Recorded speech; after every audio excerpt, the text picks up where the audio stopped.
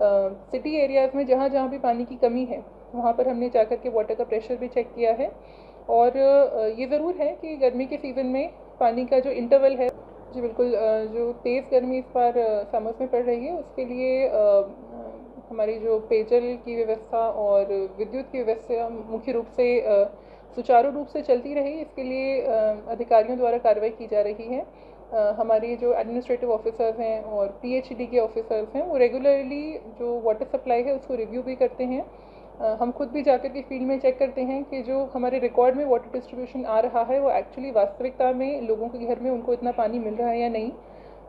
City areas में जहाँ जहाँ भी पानी की कमी है वहाँ पर हमने जाकर के वाटर का प्रेशर भी चेक किया है। और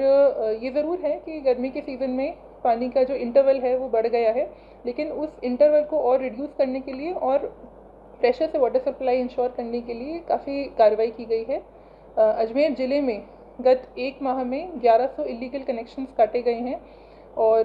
जहाँ जहाँ पर भी ज़्यादा पानी की चोरी की शिकायतें थी वहाँ पे हमने पुलिस का सहयोग लेकर के उन कनेक्शंस को हटाया है। और अभी पिछले हफ्ते जो हमारी एक मेजर अभियान था उसके फलस्वरूप हम 500 घरों को उपयुक्त पानी प्रोवाइड करवा पा रहे हैं, क्योंकि इलीगली वो वाटर डाइवर्ट हो रहा था। तो अब जो रेगुलर कनेक्शन होल्डर्स हैं उनको अब रेगुलर वाटर सप्लाई भी मिल रहा है।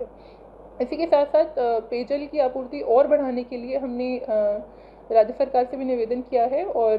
जो हमारा वाटर एलोकेशन है उसमें भी थोड़ी वृद्धि हुई है। साथ ही साथ हमारी जो जब पानी का सप्लाई बीसलपुर से आता है तो जो पंप हाउसेस हैं उसमें अगर किसी भी तरह का इलेक्ट्रिसिटी का इंटरप्शन होता है तो हमारे पंप हाउसेस के द्वारा आगे पानी सप्लाई करने में अवरोध हो जाता है। उसके लिए हमने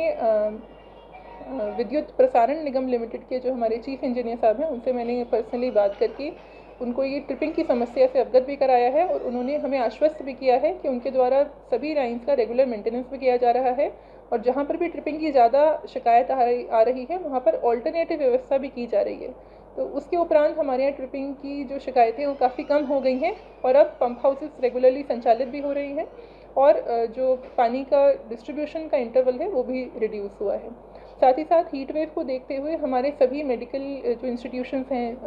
district hospital, CHC, PHC, medical colleges, सभी में इमरजेंसी बेड्स की भी व्यवस्था की गई है। ओआरएस की भरपूर सप्लाई है। साथ ही जहाँ नरेगा लेबर वर्क करती हैं वहाँ के मेड्स को हमने हमारे सीएचसी के डॉक्टर्स और नर्सिंग स्टाफ के माध्यम से हीट स्ट्रोक को, हीट वेव को कैसे फेस करना है और इमीडिएटली क्या रिस्पॉन्ड करना है उसकी भी हमने ट्रेनिंग कराई है। जहाँ पर बहुत अधिक संख्या में लेबर होते हैं उनको भी हमने वहाँ पर ये ट्रेनिंग दी है कि अगर किसी भी व्यक्ति को